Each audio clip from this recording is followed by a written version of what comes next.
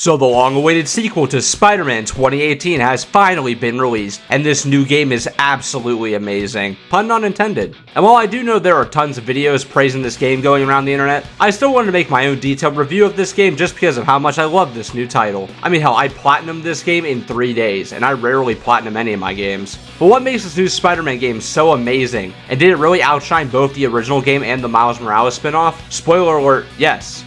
Yes, it did. So to start off this review, I will be saving all spoilers for this game's story till the later parts of this video, as I do have a lot to say about the story, but I don't want to spoil the game for anyone watching this video prior to finishing the game for themselves. So all footage and moments talked about until I give this spoiler warning will only be things from either the trailers or just opening hours of the game. So with all that being said, let's dive headfirst into the gameplay. See what I did there? So I think everybody who played the last couple of Insomniac Spider-Man games know how well designed the gameplay is. And in this game, all of the elements that made the previous games as fun as they are not only back in this game, but even improved upon. The combat and especially the web sling have never felt better in another Spider-Man game. Everything in this game is just so fun and so fluent that it really immerses you into a game where, I know I'm going to sound like IGN here, but you really just get to feel like Spider-Man. Especially when you're in between the main story quests and you get to just zip around the city and search for criminals to stop. Oh, and on the topic of the city, I have to give Insomniac some credit here for just how much they made this game feel like you're actually in New York.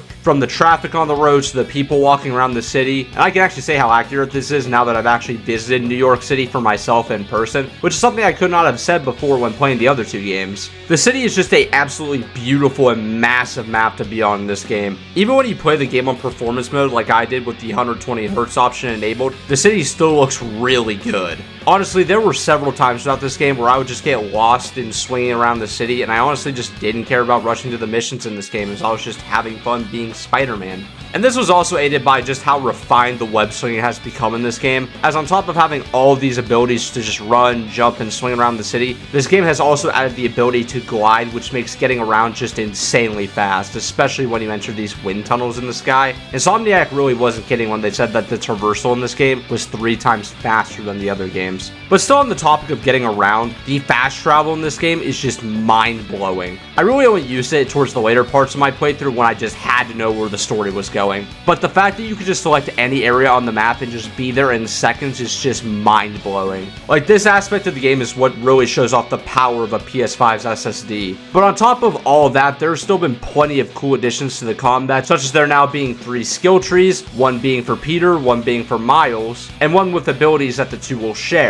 I also found the new gadgets to be a lot of fun in this game, though I do admit I wish there were just as many as there were back in Spider-Man 2018. Also, this game features new abilities for both of the Spider-Men that you unlock throughout the story, and you can even swap between the abilities, which is a nice touch. But just to end off the spoiler-free segment of this video, I want to dive into the story a little bit, but without mentioning anything specific, of course. So the best way to describe the story of this game is that this is a story made for Spider-Man fans. It doesn't matter if you know the character from the comics, the shows, the movies, or even just the other games he's been in. There is something about this game's story that is just perfect for every type of Spider-Man fan. I mean this genuinely as someone who has been a fan of this character since I was 5 years old and has read countless comics, watched all the shows, the movies, etc. This is one of my favorite Spider-Man stories of all time. They somehow not only topped the story from the 2018 game, but they made a story that I believe rivals even the Spectacular Spider-Man series and even the Spider-Verse movies. This game's story has a massive 30 characters integrated into its plot, but does an absolutely amazing job of balancing them all and making each and every one of them feel meaningful to it and giving all of the characters their own time to shine with their own stories, which all connect to the main story in one way or another. Honestly, the MCU writers need to be taking some notes on what Insomniac has done here, as this game is just proof that there isn't superhero fatigue, just fatigue of mediocre storytelling. Sorry, I had to get a bit of a jab at the MCU in here. Alright, so from this point until the conclusion part of this video, I will be talking about major spoilers for this game, so if you wish to avoid them, head to the conclusion chapter of this video now. Spoilers will begin in 3,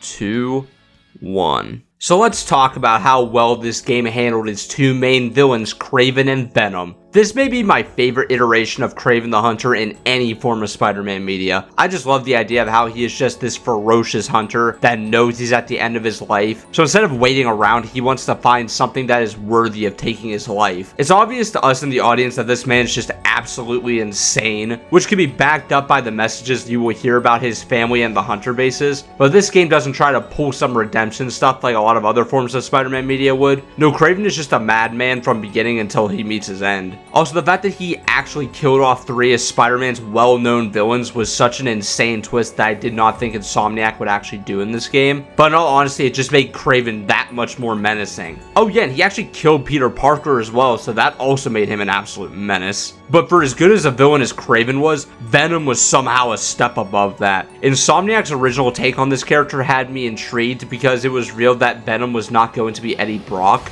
But I did not expect that this version of the character would be anywhere near as threatening as he was. Venom in this game is just absolutely terrifying. This monster is just a massive hulking beast, and you especially feel that when you get to play as all 19 inches of him. I'm sorry, I had to fit that in this video somehow. Whoever made that tweet, thank you so much. Alright, but back on topic. Letting you play as Venom for the brief amount of time you do get to play as him really gives you an understanding of just how powerful this monster is. And then the moment that sets this version of Venom apart from so many others was his fight with Kraven. We spend the entire game up to this point with Kraven being just this major threat that is just dealt with ease by Venom, making this monster come off as easily the most dangerous thing that this version of Spider-Man has ever faced. Also, the scene where he bit off Kraven's head was absolutely insane and is probably the coolest moment in the entire game. I will also say, I was a little skeptical about Harry being Venom at first, but as time went on and seeing the emotional impact of it, I think it was a really good decision on Insomniac's part. But moving on from the villains, let's talk about our main cast of heroes. This game definitely feels like a natural evolution for Peter, Miles, and their surrounding cast. Each of these characters feels much closer with each other, and each has found a new problem they will have to face. In the most Spider-Man fashion ever, Peter got fired from his teaching job when he had to go stop the Sandman from destroying the city. Miles is having trouble writing his college essay and keeps using Spider-Man to distract himself. I can relate to this, minus the Spider-Man part, as I had to do this myself around a year and a half ago. Of course, their problems develop over the course of this game into bigger issues. On Miles' side, he had to spend a long time in this game tracking down Martin Lee, who had been broken out of prison and was captured by Kraven, and Miles very clearly wants revenge on Martin Lee for his father's death in the previous game. And Peter is going through the symbiote saga after events happened with Harry, which by the way, I think their relationship was handled insanely well in this game. Also, I'm not going to recap the entire arcs in this game because this isn't a summary video, but I do really like how this game handled the symbiote saga in a way that was accurate to the source material, but at the same time, it still found its own way to put its own spin on it. I also really liked how Martin Lee had a redemption arc in this game, and how his relationship with Miles was handled without just being cliche. Also in this game, we had some side quest lines.